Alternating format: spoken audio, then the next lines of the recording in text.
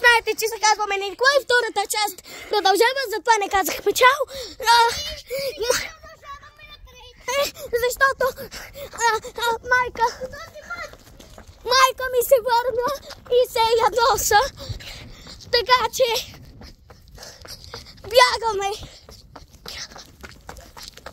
бягаме с всичка сила. И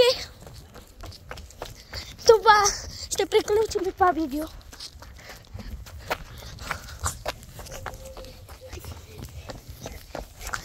Още 2 видео в канала ще качим. Но сега ще се скрием някъде. Това направо стана като криеница, като гоненица и като пранк. И е ограбена къща едновременно. Вече сме на центъра на селото. Господи. Вики? Да. Направо. Баща ми идва. Баща ми с телефон. О, не. Това няма да завърши. Добре. Добре, че им казахме пранк. Но...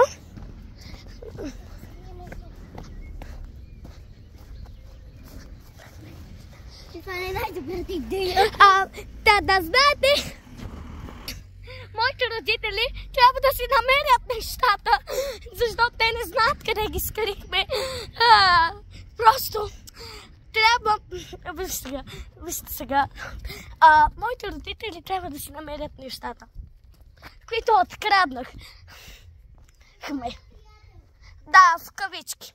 Защото те са скрити, но те ще трябва да ги намерят. Всичко. А сега трябва да... Добре, това видео е доста кратко малко, но сега не знаем какво да правим. Ако извикат полиция, ще се нахакаме. Да. Да, но татко ми има, който се връща. Виждам. Видяхме колата.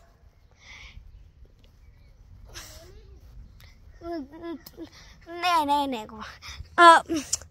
И това е всичко от нас. Това беше продължението втората част, защото без да исках изключих камерата. Това беше всичко от нас. Чао! Вики, кажи чао.